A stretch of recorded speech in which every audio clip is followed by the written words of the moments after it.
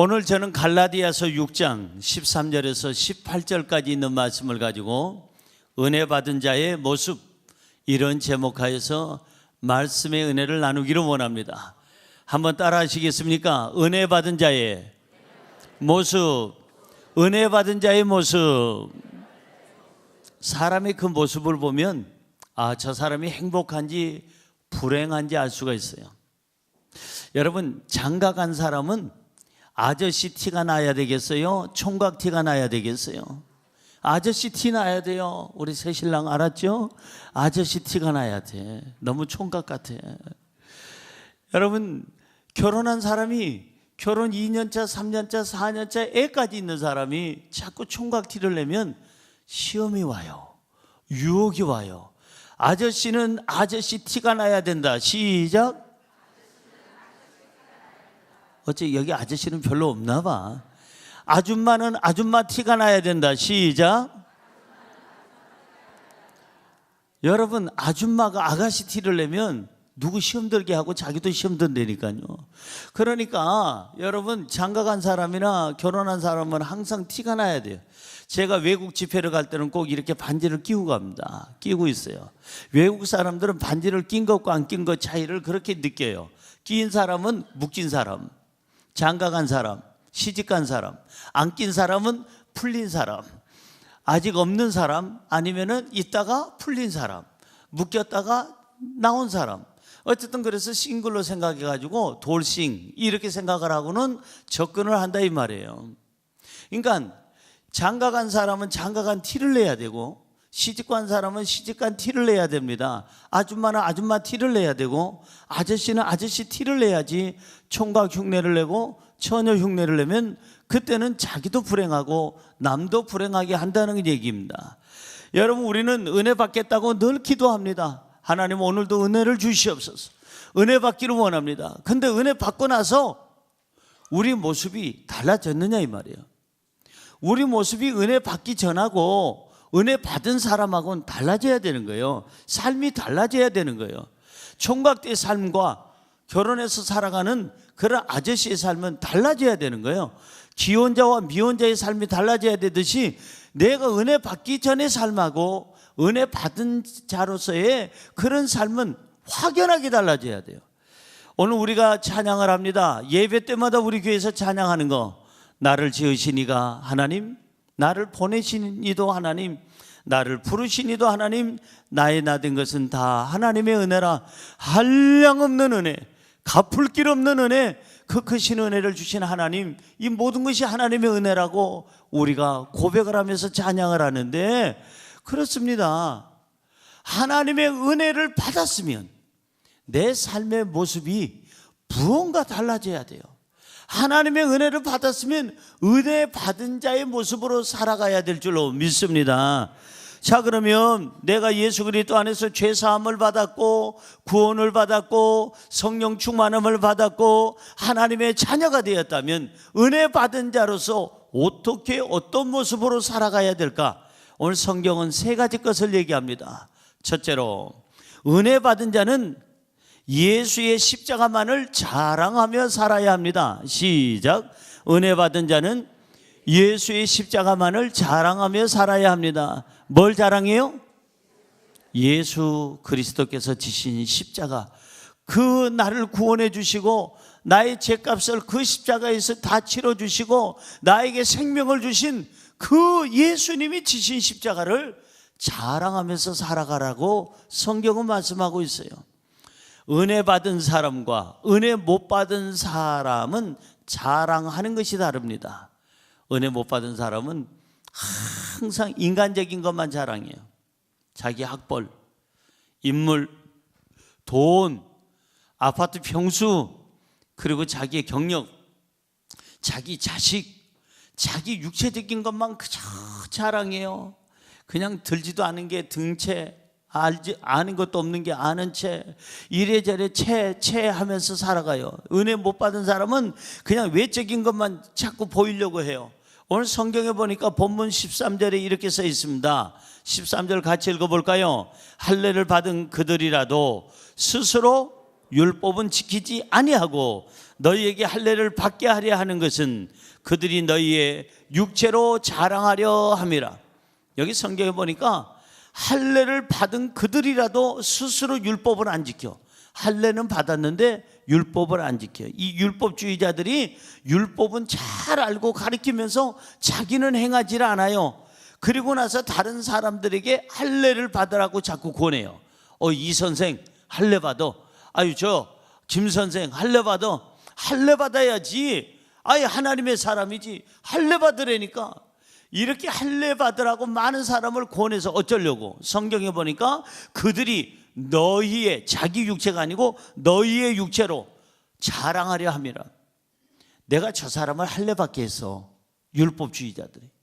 내가 저 이 아무개 씨를 할례 받게 했어. 김 아무개 씨를 할례 받게 했어. 내가 저 사람들을 선행을 했고 저 사람들을 할례 받게 했고 내가 착한 일 했어. 그래서 자기가 자랑거리를 삼으려고, 이 사람들로 인하여 자랑거리를 삼으려고 이와 같이 자기를 드러내는 일을 한다. 성경은 얘기하고 있어요. 여러분, 자신을 과시하고 은혜 받지 못한 사람은 항상 여기 인간적인 그런 자랑만 해요. 그저 세상적인 자랑만 해요. 그런데 여러분, 이 얼굴이 이쁜 것이, 잘생긴 것이 오래 갑니까? 미안하지만 나이 먹으면 그 얼굴이 그 얼굴이라고 그러잖아요. 아시긴 또 아시네. 그 얼굴이 그 얼굴이래. 가진 사람이나 못 가진 사람이나 하루 세 끼 먹는 거는 똑같고요. 여러분, 다 놓고 가는 것도 똑같아요. 이 세상 떠날 때 지고 갈 거 하나도 없어요. 다 놓고 가. 학벌 뭐가 그렇게 중요해요? 회사 사장님은 어느 대학을 나왔느냐가 중요한 것이 아니고 그 회사원들을 생각할 때 회사 사장님이 생각하는 것은 어느 대학을 이 사람이 나왔느냐, 회사원들을 평가하는 게 아니라 얼마나 유능하느냐를 평가하는 거예요.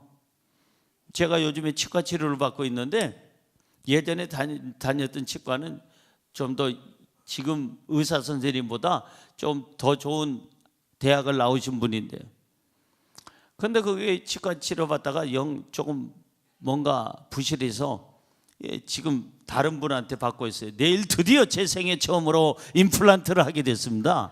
축하를 제가 받아야 될 일인데 뭐 박수까지 칠 일은 아니고 어쨌든 간에 제 생애 처음으로 내일 임플란트를 하나 하게 됐는데, 아니 세상에 옛날에 그 제일 괜찮은 대학을 나오신 분은 2번 이상 오게 안 해요.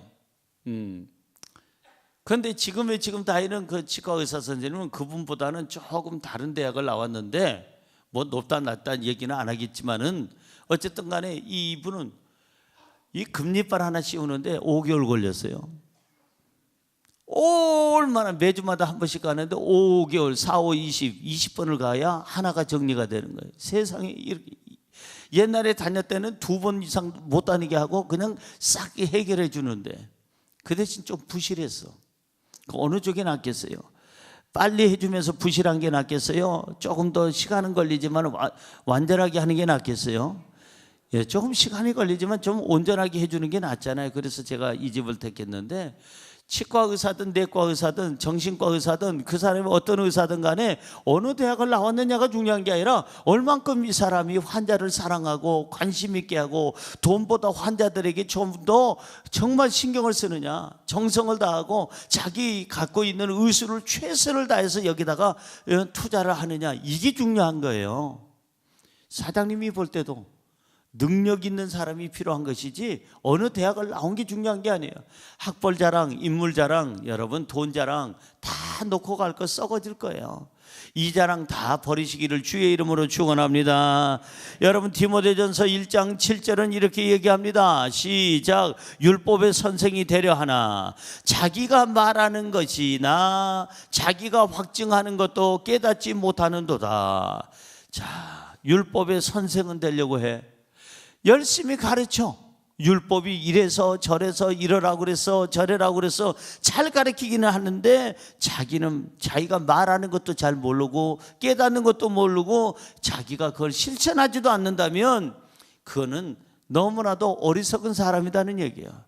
말들은 잘해요. 허풍은 잘 떨어요. 누구에게 번지르하게 말은 잘해요. 그런데 그 사람이 변화된 게 없어요. 자기 육적인 것만 자랑해. 세상 것 자랑해봐야 남는 거는 죄밖에 없어요. 여러분, 안개가 부옇게 끼었다가도 아침 안개 순식간에 날아가듯이 우리 인생 자랑할 것이 하나도 없어요. 은혜 받지 못한 사람은 늘 항상 육적인 것만 자랑해요. 보이는 것만 자랑해요. 자기 과시를 하고 그저 자기 인간적인 어떤 환경만을 자꾸 드러내려고 해요. 이게 은혜 못 받은 사람이에요. 그러나 은혜 받은 사람은 다릅니다. 은혜 받은 사람은 어떻게 다르냐면 육적인 것을 자랑하지 아니하고 예수 그리스도의 십자가를 자랑하게 되는 줄로 믿습니다. 오직 나를 자랑하지 아니하고 예수님을 자랑하게 되는 줄로 믿습니다. 성경으로 돌아가 볼까요? 본문 말씀 14절 보세요.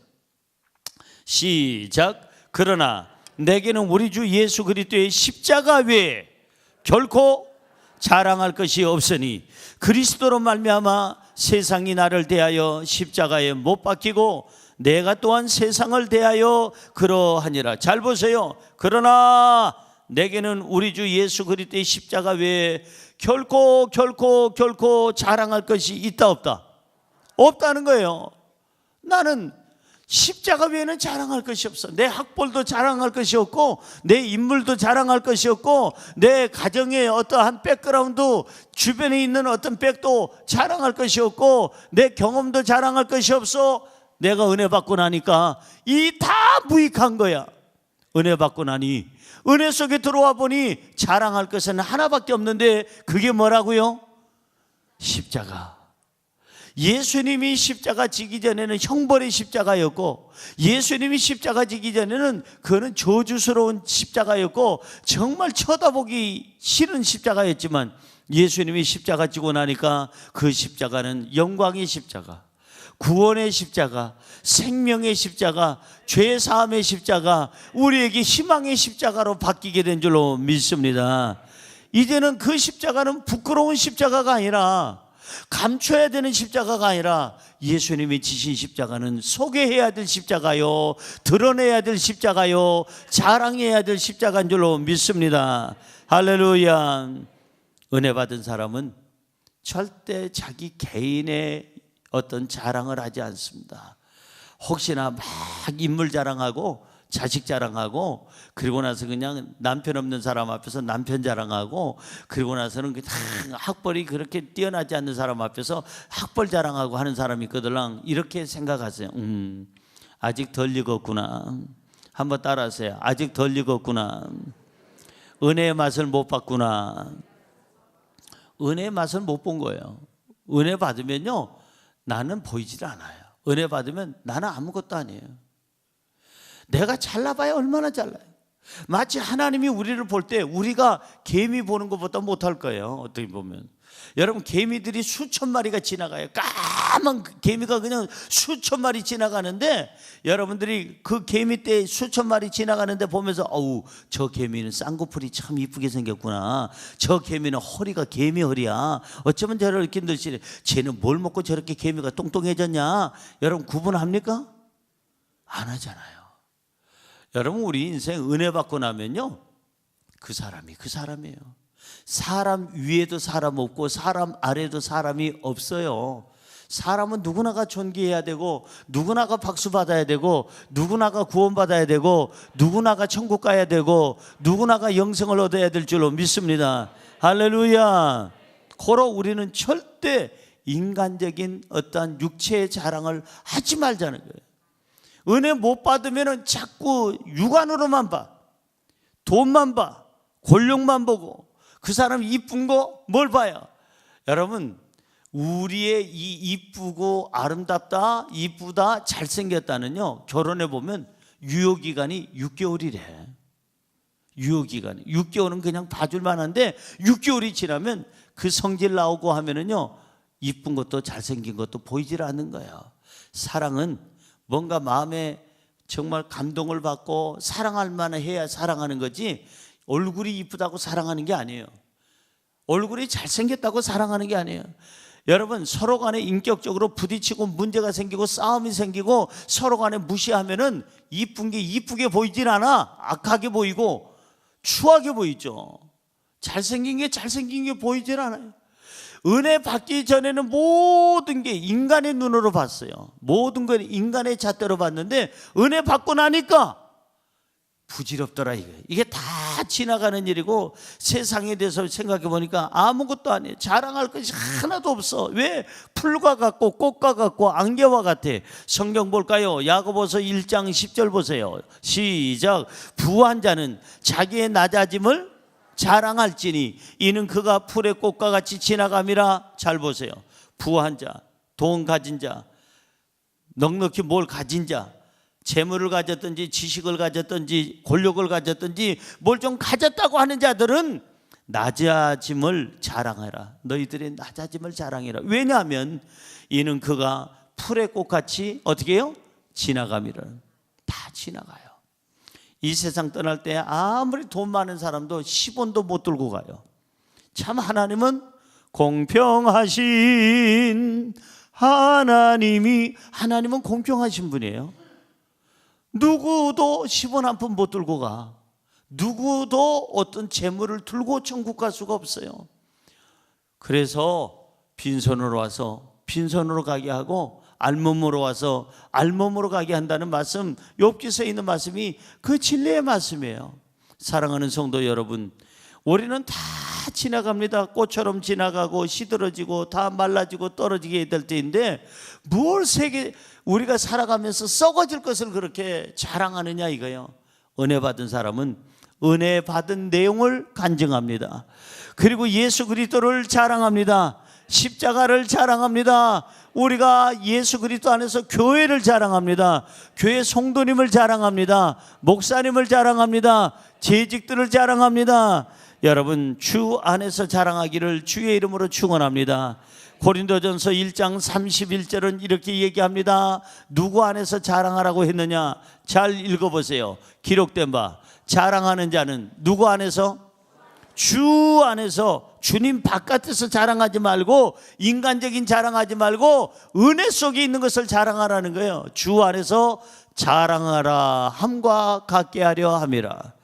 사랑하는 성도 여러분, 자랑을 하려거든 주님 바깥에서 하지 말고 은혜 바깥에서 하지 말고 세상적인 자랑하지 말고 외적인 자랑하지 말고 육체적인 자랑하지 말고 예수 그리스도 안에서 자랑하기를 주님의 이름으로 축원합니다.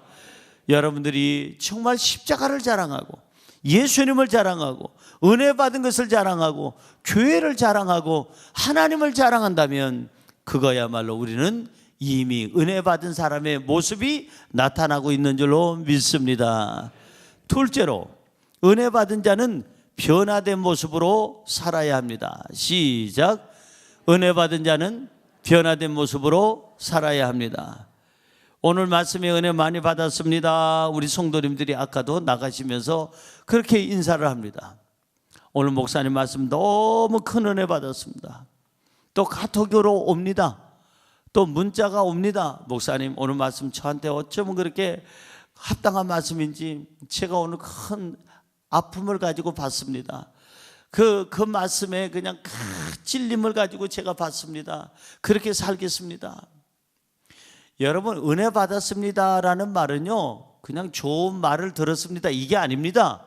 은혜 받았습니다 그 말은 그 말씀이 진리입니다. 그 말씀에 내가 은혜를 받았습니다. 그 말씀에 내가 정말 찔림을 받고 내가 변화되기를 원합니다. 그 말씀대로 살겠습니다.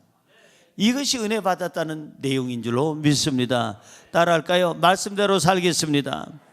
말씀대로 실천하겠습니다. 그 말씀처럼 살아가겠습니다. 변화되겠습니다. 할렐루야. 이 변화된 모습이 은혜 받은 자의 모습이다 이 말이에요. 그래서 은혜 받지 못한 사람은 시간이 지나가도 세월이 지나가도 아무런 변화가 없어. 예전에 못된 짓 하던 거 그대로 하고 악한 짓 하는 거 그대로 하고 그냥 그 성질 그대로 부려요. 옛사람에서 벗어나질 않아요. 그러나 은혜 받은 사람은 벗어나야 되는 거예요. 이제는 변화돼야 되는 거예요. 옛날에는 예수 없이 살았지만 내가 은혜 받았다면 예수님과 함께 살아야 되고 성령님과 동행해야 되고 성령님이 주시는 언어를 사용해야 되고 성령님의 모습으로 살아야 되고 예수님의 마음 가지고 살아야 될 줄로 믿습니다. 성경으로 돌아가 볼까요? 본문 말씀 15절에 이렇게 써 있습니다. 시작. 할래나 무할래나 아무것도 아니로되 오직 새로 지으심을 받은 것만이 중요하니라. 여러분, 이 사도 바울이 복음을 전하는데 이 율법주의자들이 자꾸 공격을 합니다. 아까 읽은 말씀처럼 자꾸 공격을 하는 거예요. 네가 사도냐? 옛날에 너 예수 믿는 사람들 잡아 죽이러 돌아다녔던 그 사람들 핍박했던 사람 아니냐? 네가 사울 아니냐? 사울이 이름만 바꿔가지고 바울이라 해가지고 네가 사도라고 하면 되느냐? 그 다음에 율법을 어떻고 저렇고 율법이 이렇고 저렇고 자꾸 얘기를 하니까 율법주의자들한테 그러는 거예요. 자, 당신네들이 이따위 저따위 얘기를 하는데, 자, 나는 그래, 옛날에는 핍박을 했으나 이제는 나는 이름만 바꾼 게 아니라 내 인생이 달라졌어. 내 삶이 달라졌어. 사울이 바울로 변하는 것처럼 자기가 예수 안에서 변화된 것을 소개하기 시작했어요. 그러면서 하는 말이 할래나 뭐할래나 아무것도 아니야. 신약에 와서 예수 그리스도의 그 십자가 안에서는 할래 받았느냐 못 받았느냐 이것이 중요한 것이 아니고 오직 새로 지으심을 받은 것이 중요하다. 뭐가 중요하다고요?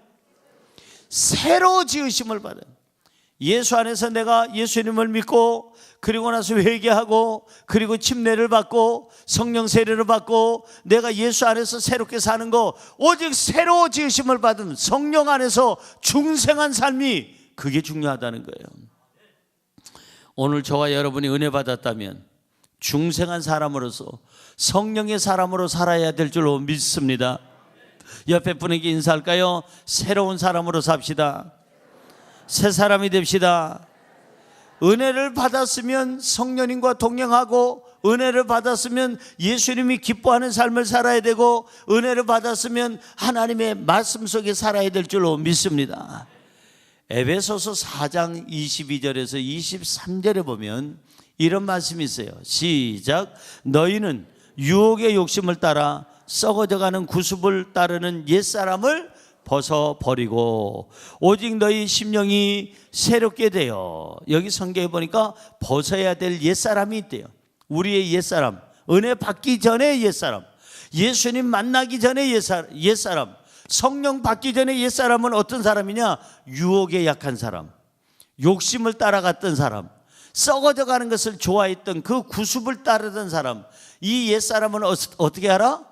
벗어버리라. 벗어버리고 그 다음에 뭐예요? 오직 너희의 심령이, 뭐가? 심령이 새롭게 되어 변화되라는 얘기예요. 새롭게 되라는 얘기예요.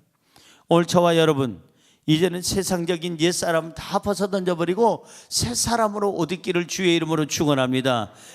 이 바로 그 다음 구절 에베소서 4장 24절은 이렇게 얘기합니다. 시작. 하나님을 따라 의와 진리의 거룩함으로 지으심을 받은 새 사람을 입으라. 따라할까요? 옛 사람은 벗어버리고 새 사람을 입으라. 옛 사람은 벗어버리고 새 사람을 입으라. 옛 사람은 어떻게 하라고요? 벗으라 이거요. 유혹에 약한 사람, 욕심대로 살아가던 사람, 썩어질 것만 구하던, 죄짓고 옛날에 못된 습관을 구습을 따르는 사람, 이 사람은 벗어버리고 던져버리고 심령으로 새롭게 되어 이제는 하나님을 따라 살아라. 따라할까요? 하나님을 따라 살아라. 의롭게 살아라. 진리 가운데 살아라. 거룩하게 살아라. 새 사람을 입어라. 이것이 바로 에베소서 4장 24절이 우리에게 주는 메시지예요. 은혜 받았습니까? 그러면 옛 사람을 벗어야죠. 은혜 받았습니까? 새 사람을 입어야죠. 하나님이 원하는 사람이 돼야 되는 거예요. 달라져야 되는 거예요. 우리는 예수 믿으면 달라져야 되는 거예요. 성령 받으면 달라져야 되는 거예요. 고려대학하고 연세대학하고 고려대가 그 1년에 한 번씩 정기 체육대회를 합니다. 축구를 하든지 농구를 하든지 막 그러면 연대생들 막 응원하는 연대생들이 오고, 또 이제 고려대 선수들을 응원하는 고려대 선수들이 와가지고 막 운동장이 옛날에는 왓짝직을 했습니다. 그래가지고 서로 응원가를 부르는데 그 중에 옛날에 많이 불렀던 응원가 중에 하나가 뭐냐 하면은 뭐 달라졌네, 좋아졌네, 좋아졌어, 그런 노래 아시나 모르겠어요. 좋아졌네, 좋아졌어, 몰라보게 좋아졌네, 이리 보아도 좋아졌고 저리 보아도 좋아졌네. 이러면서 이제 그거 부르는 사람. 근데 세상의 응원가도 좋아졌다는데 예수 믿으면 더 좋아져야 될 줄로 믿습니다. 뭐가 좋아져야 될까? 예수님의 마음을 가지고 살아야 돼요. 예수님의 심장을 가지고 살아야 되는 거예요.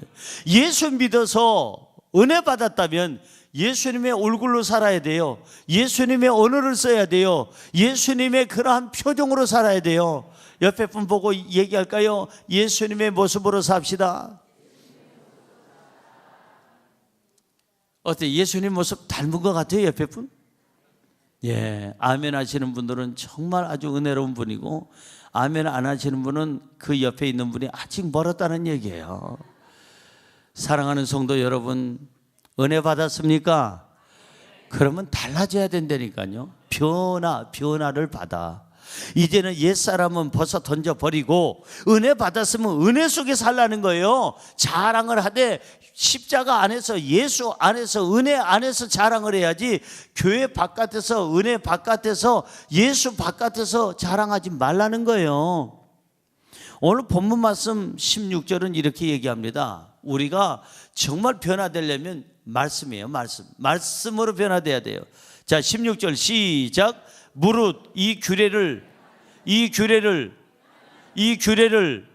행하는 자에게와 그 다음 하나님의 이스라엘에게 평강과 긍휼이 있을지어다. 오늘 여기 보니까 하나님 말씀대로 살아야 우리가 은혜 가운데 거하고, 하나님 말씀대로 내가 살아야 우리가 삶의 변화가 있고, 이 변화된 사람에게 하나님이 주시는 것은 뭐냐? 평강과 그 다음에 긍휼이라고 성경은 얘기하고 있어요. 오늘 우리가 변화되고 우리가 예수님을 닮아가려는 노력이 있을 때 하나님께서 우리를 평안케 하시고 우리를 긍휼히 여겨주시고 우리 삶을 축복해 주실 줄로 믿습니다. 할렐루야. 하나님 말씀대로 살아야 변화가 있어요. 자꾸 말씀을 여러분들이 읽고 듣고 행하세요. 요한계시록에 있는 말씀처럼 하나님의 말씀을 읽고 듣고 행하는 자가 복이 있다고 그랬어요. 읽기만 하고 듣기만 하고 행하지 않냐면 아무 의미가 없어요. 그래서 은혜 받은 사람은 하나님 말씀을 자꾸 묵상하고 큐티하고 이 말씀 가지고 늘 말씀을 의지하여 살아가면 말의 변화가 있고, 얼굴의 표정의 변화가 있고, 마음의 변화가 있고, 삶의 변화가 있고, 그리스도인을 닮아가는, 그리스도인답게 예수 그리스도를 닮아가는 복된 삶을 살게 될 줄로 믿습니다. 새 사람이 되기를 주의 이름으로 축원합니다. 마지막으로 세 번째, 은혜 받은 자는 예수의 흔적을 가지고 살아야 합니다. 시작. 은혜 받은 자는 예수의 흔적을 가지고 살아야 합니다. 누구의 흔적이요? 예수의 흔적. 이게 무슨 말일까? 오늘 본문 말씀 17절 보세요. 시작. 이후로는 누구든지 나를 괴롭게 하지 말라. 내가 내 몸에 누구의 흔적? 예수의 흔적을 어떻게 하고? 지니고 있노라. 예수의 흔적을 내 몸에 지니고 있대. 내 몸에. 사도 바울은 자기 몸에 예수님의 흔적을 지니고 있대요. 이게 뭘까? 무슨 얘기일까? 이 말은 무슨 말이냐면, 율법적인 질문을 던지는 그들에게 나를 더 이상 괴롭게 하지 마시오. 당신네들이 율법도 안 지키면서 왜 자꾸 나한테 이래라 저래라 율법적인 얘기를 하면서 그 율법의 잣대로 나를 공격하시오? 왜 자꾸 내 사도권에 대해서 공격하시오? 하나님의 은혜 속에 있는 나는 이름만 바뀐 것이 아니라 내 인생이 바뀌었고 내 삶의 목표가 바뀌었어. 왜 나한테 공격을 해? 내 몸에 예수의 흔적을 지녔으니까 이젠 더 이상 공격하지 마시오. 아주 담대하게 사도 바울이 이렇게 얘기했어요. 이 유대주의자들, 율법주의자들에게 아주 한마디로 일침을 놨는데, 이 바로 사도 바울이 가지고 있는 자기 몸에 예수의 흔적이라는 게 뭘까? 사도 바울은 예수 그리스도를 너무나도 사랑하고 그분을 믿기 때문에, 그분 안에서 은혜를 받았기 때문에 그는 예수 그리스도를 위해서 목숨을 아끼지 않았어요. 매 맞는 거, 복음 전하다가 매 맞는 거, 옥에 갇히는 거, 목숨의 어떤 위협을, 생명의 위협을 받는 거 아무것도 두려워하지 않냐고. 그는 예수 그리스도를 위해서 이와 같이 고난을 감수했어요. 그게 흔적이에요. 그게 예수의 흔적이에요. 자, 성경으로 돌아가 보겠습니다. 이 사도 바울이 얼마나 예수님의 흔적이 많은지 시간상 몇 구절만 읽겠어요. 고린도후서 4장 10절입니다. 시작. 우리가 항상 예수의 죽음을 몸에 짊어짐은 예수의 생명이 또한 우리 몸에 나타나게 하려 함이라. 보세요. 사도 바울은 얘기합니다. 항상 내가 예수의 죽음을 내 몸에 짊어진다. 예수님의 그 고난을 나도 같이 그걸 겪는다 이 말이에요. 그리고 예수의 생명이 또한 우리 몸에 나타나게 하려 함이라. 예수 그리스도의 생명이 우리 몸에 나타나도록 나는 그렇게 살기를 원한다. 고린도후서 1장 5절로 가볼까요? 시작. 그리스도의 고난이 우리에게 넘친 것 같이 우리가 받는 위로도 그리스도로 말미암아 넘치는도다.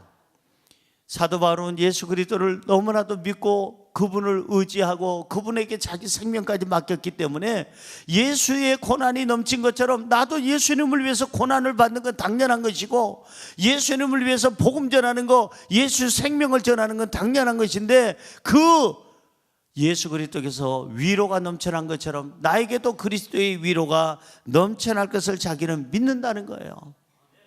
사도 바울은 예수 그리스도의 복음을 전함에 있어서 자기 몸을 아까워하지 않았어요. 자기에게 수없이 많은 채찍이 오고 그 채찍의 흔적이 있고 매맞음의 흔적이 있고 감옥살이 하면서 그냥 착고에 그냥 채여가지고 있던 그 착고에 그 모든 흉터까지도 있었지만 이 흔적이 바로 예수의 흔적이다 이 말이에요. 골로새서 1장 24절입니다. 시작. 나는 이제 너희를 위하여 받는 괴로움을 기뻐하고 그리스도의 남은 고난을 그의 몸된 교회를 위하여 내 육체에 채우노라. 보세요. 사도 바울은 나는 이제 너희를 위해서 받는 복음을 전하기 위해서, 너희들에게 복음 전하기 위해서 내가 물질적으로나 내 육체적으로나 시간적으로나 영혼적으로나 괴로움을 받고 희생하는 것을 오히려 나는 기뻐하노라. 복음 전하는 것을 기뻐하고 자기 고난 받는 것도 기뻐하노라.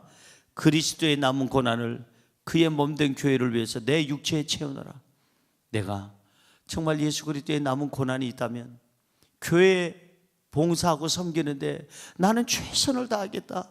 내 마지막 여생을 교회가 성장하고 성도들을 변화시키고 그리고 전도에서 한 생명 한 생명을 구원하는데 나는 목숨을 다하겠다. 이것이 사도 바울의 마지막 고백이에요. 그에게 있는 것은 예수의 흔적이 많았다 이 말이에요. 저는 여러분에게 묻습니다. 여러분에게는 예수의 흔적이 있나요? 예수의 흔적이 뭡니까?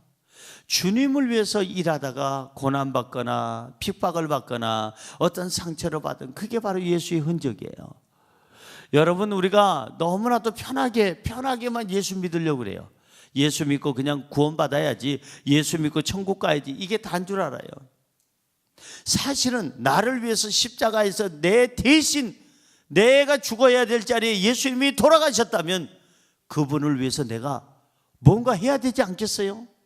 양심적으로 생각해 보세요. 내가 죽어야 될 그 형벌의 자리에 누가 대신 죽어줬어요. 근데 그 가족들이 있어요. 연로하신 부모님이 계세요. 내가 남몰라라 하겠어요? 내가 죽어야 될 자리에 그분이 죽어가면서 부탁도 안 했지만은, 그분에게 부탁 받은 것도 없지만 그분이 내 대신 죽으셨다면 누가 됐든 간에 그분의 부모님이 살아계시고 그 가족들이 있다면 내가 최선을 다해서 내 가족으로 섬기고 내 있는 것을 다해서 섬기지 않겠어요? 예수님은 우리를 위해서 죽으셨어. 그런데 우리는 너무 편안하게 천국만 가려고 해. 구원받고 그냥 적당히 예수 믿고 적당히 천국 가려고 해요. 주님을 위해서 한 것이 뭐냐 이거예요. 훗날 우리가 이 세상 떠나면 하나님 앞에 설 때인데 너 뭐 하다 왔느냐? 예, 파주시에서 고양시에서 땅 따먹게 하다가 왔습니다.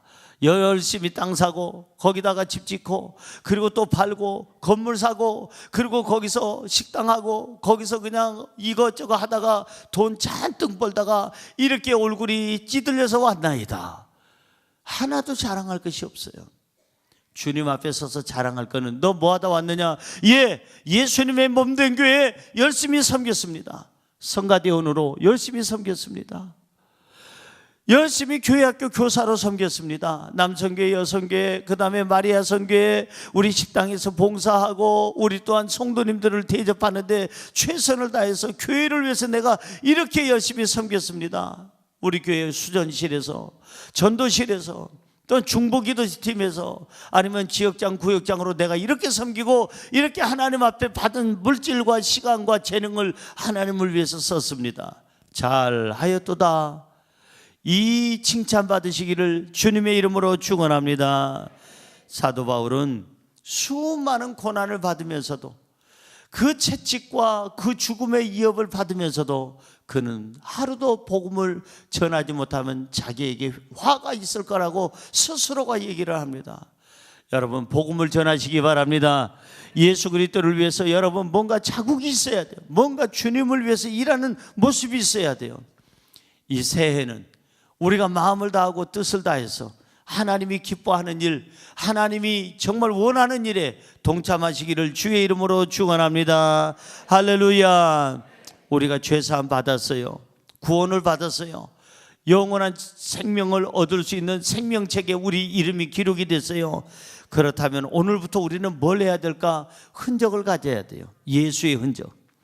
여러분은 우리 몸에 예수의 흔적, 채찍을 수십 대 맞아봤나요? 예수 믿는다고? 안 맞아봤잖아요. 바울은 그러면서도 복음 전했는데 우리는 이렇게 편안한 세상에 살면서 복음 전한다고 누구를 잡아가는 일도 없는 대한민국에서 왜 우리는 이렇게 안일하게, 여러분, 나 자신만을 위해서만 신앙생활 한다면 예수의 흔적이 없잖아요. 예수의 흔적이 있도록 여러분 가족을 전도하시기 바랍니다. 이웃을 전도하시기 바랍니다.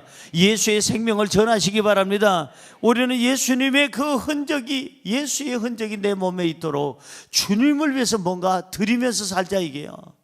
하나님이 기뻐하는 일에 여러분들이 동참하시고 쓰임 받으시고 하나님 영광을 위해서 여러분들의 삶이 온전히 드려지는 삶이 되기를 주의 이름으로 축원합니다. 자, 그래서 사도 바울처럼 큰 소리 한번 내봅시다. 한번 따라하세요. 내 몸에 예수의 흔적을 지니고 있노라. 사도 바울처럼 나는 그냥 적당히 예수 믿고 천국 가는 게 아니라 나를 위해서 죽어주신 예수님을 위하여 내 목숨 다하여 내가 신앙생활에 올인하고 교회 섬기고 성도님들 섬기고 하나님 섬기는데 내가 최선을 다하겠노라는 고백이 있기를 주의 이름으로 축원합니다. 은혜 받은 자의 삶, 은혜 받은 사람의 모습은 어떠냐? 제일 첫째 뭐라고요? 예수 십자가만 자랑하며 살아가는 삶. 두 번째 어떤 삶이라고요? 변화된 모습으로 살아가는 삶. 세 번째 어떤 모습이요? 예수의 흔적을 가지고 사는 모습으로 살아가기를 주의 이름으로 축원합니다. 기도하겠습니다. 하나님, 우리는 은혜 받았으면 은혜 받은 자의 모습으로 살아가야 되는데 은혜 받은 자의 모습이 안 보일 때가 있습니다. 주님, 용서하여 주옵소서. 이제 은혜 받은 자로서 예수의 십자가만 자랑하며 살게 하여 주옵시고 은혜 받은 자로서 변화된 모습으로 살아가게 하여 주옵시고 은혜 받은 자로서 예수의 흔적을 가지고 살아가게 하여 주시옵소서. 예수님의 이름으로 기도드리옵나이다. 아멘.